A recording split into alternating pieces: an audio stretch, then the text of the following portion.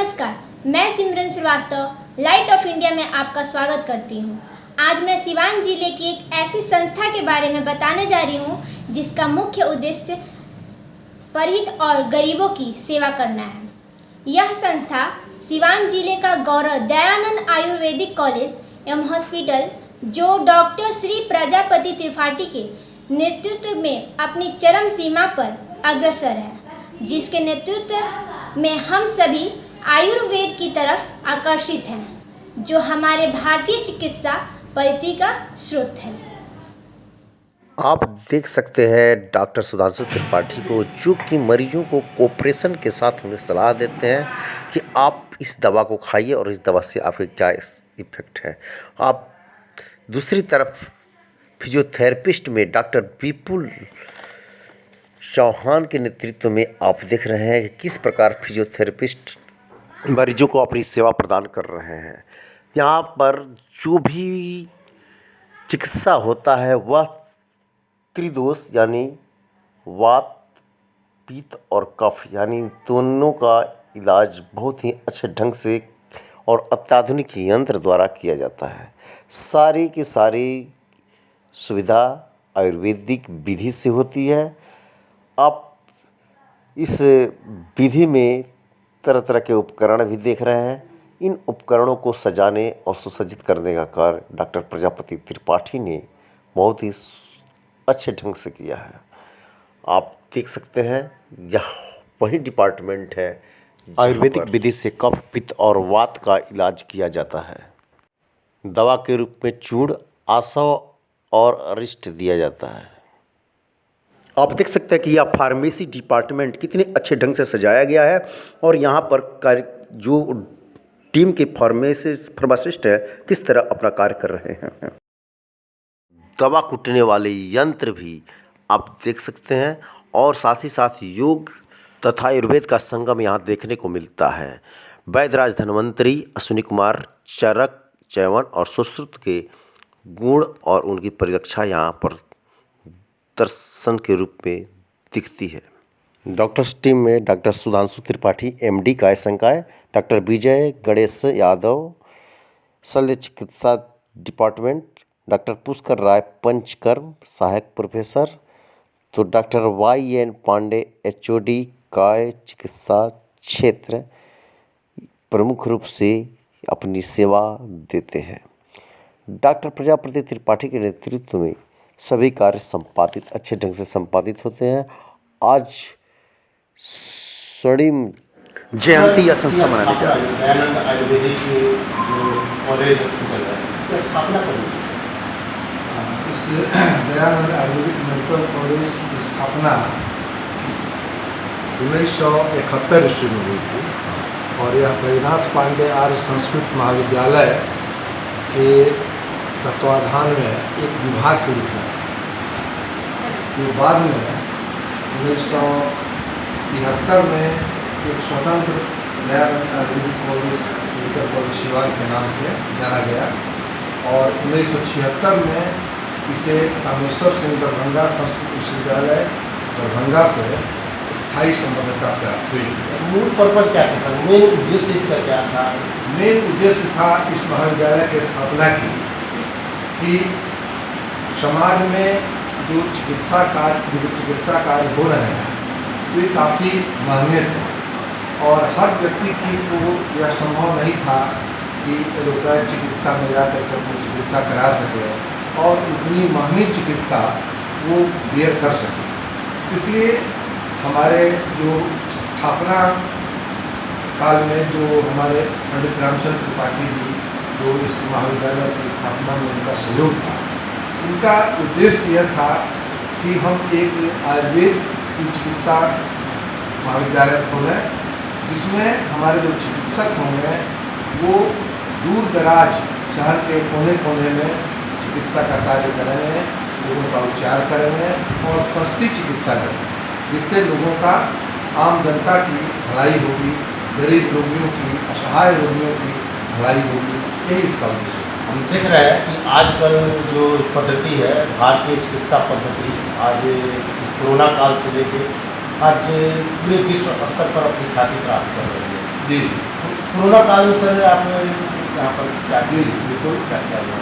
Corona काल में गत वर्ष में और इस वर्ष में आपको यह जानकर खुशी होगी कि सिवान प्रशासन हमारे महाविद्यालय अस्पताल को इस लायक चुना कि हम लोग कोरोना के रोगियों की चिकित्सा कर सकें।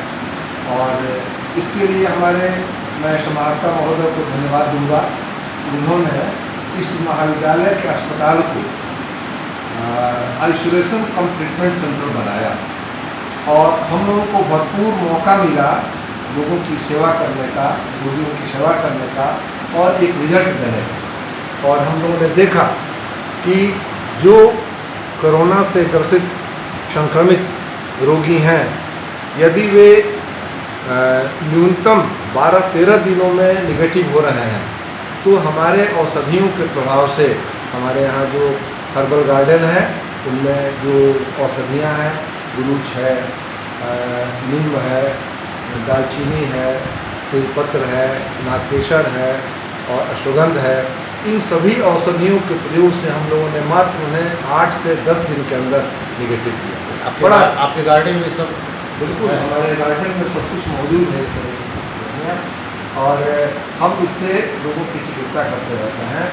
और गार्डन से जो हम उपलब्ध करते हैं जड़ी बूटी, उन जड़ी बूटियों को हम दवा के रूप में बनाते हैं।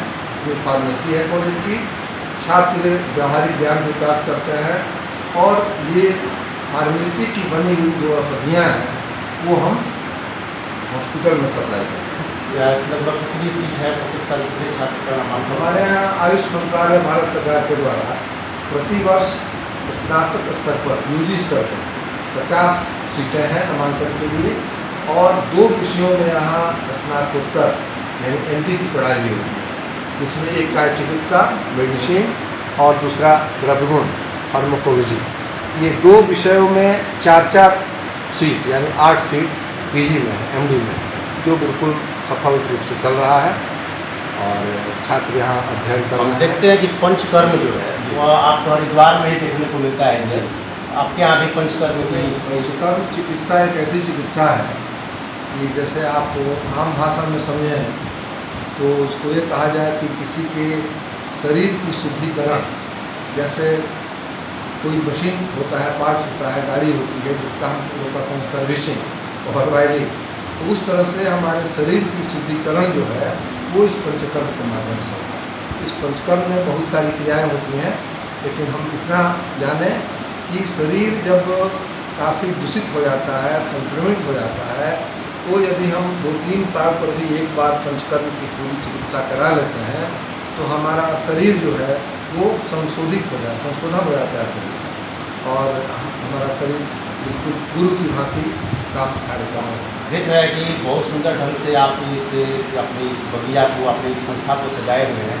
इसमें आपको किन चुनौतियों का सामना करना पड़ रहा है? देखिए, मैं अपनी इतिहास बता दूँ कि इस महाविद्यालय में मैं 1980 में एज ए लेक्चरर ज्वाइन किया और फिर मैं यहाँ प्रमोशन पा करके रीडर हुआ और 10 साल के बाद मैं यहाँ प्रोफेसर हुआ और इस बीच में परमानेंट प्राचार्य की वैकेंसी हुई, यूनिवर्सिटी ने वैकेंसी कराया, मैं भी एप्लीकेंट था और मैं उसमें प्राचार्य के पद के लिए नियुक्त हुआ और तब से 1990 से अभी तक मैं प्राचार्य के पद पर हूँ, कार्य कर रहा हूँ।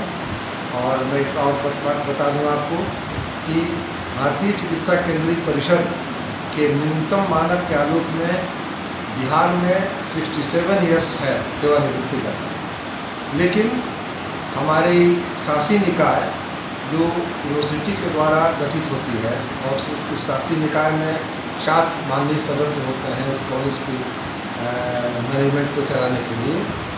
हमारे कार्यों से खुश होकर या उनको कुछ ऐसा लगा होगा कि इनकी आवश्यकता भी है, तो उन्होंने मुझे बिहार सरकार के नियम के आलोक में 3 साल का एक्सटेंशन दिया, यानी 3 साल तक मुझे अभी और प्राचार्य के रूप में कार्य करना है। तो हम लोगों का ये है कि भाई कॉलेज को जितना ऊंचाई तक हम उठा सकें करें और बिहार ही नहीं अपितु पूर्वांचल में भी हमारे महाविद्यालय का एक स्थान है।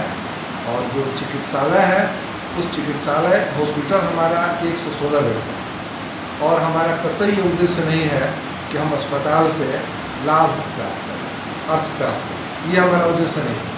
हमारा उद्देश्य ये है कि मैं आम लोगों की हम लोग सेवा कर सकें। हमारे जितने भी चिकित्सक हैं, जितने OPD करते हैं, अल्ट्रासाउंड है, एक्सरे है, ECG है, फिजियोथेरापी है, पंचकर्म में, सभी में न्यूनतम दर पर, बिल्कुल लागत कॉस्ट पर हम काम करते हैं। यहाँ तक कि जो फार्मेसी में हम दवा बनाते हैं, उस दवा को हम मुफ्त में वितरण करते हैं अपने अस्पताल में। तो इस तरह से कोरोना काल में तो बिल्कुल ही हम लोगों ने देखा कि आयुर्वेद ने अपना डंका पीटा पूरे विश्व में, और लोगों को यह मानना पड़ा कि आयुर्वेद में ये क्षमता है कि इम्यूनिटी पावर को वो इतना सशक्त कर देगा, बढ़ा देगा कि वो संक्रमण हमारे पास आएगा ही नहीं। आपका नाम? मैं डॉक्टर प्रजापति त्रिपाठी, प्राचार्य शाह अधीक्षक दयानंद आयुर्वेदिक मेडिकल कॉलेज सेवा, और संप्रति मैं अभी अपने विश्वविद्यालय के आयुर्वेद फैकल्टी में डीन भी हूँ, आयुर्वेद संकाय के डीन हूँ। और मैं एक बात और बता दूँ आपको, यह जानकर खुशी होगी कि यह महाविद्यालय 50 वर्ष पूरा कर चुका है 2021 में ही, और हम लोग अब इसका स्वर्ण जयंती मनाने के में लगे हुए हैं कि जब समय निश्चित कर लें तो हम लोग स्वर्ण जयंती मनाएं और आप लोगों को हम लोग इन्वाइट करें, और बिल्कुल सही ढंग से इसका लिए कॉलेज जो है अपने एक चोटी पर पहुँचे और सभी लोगों की सेवा कर सकें। बहुत सुंदर, धन्यवाद आपका सर।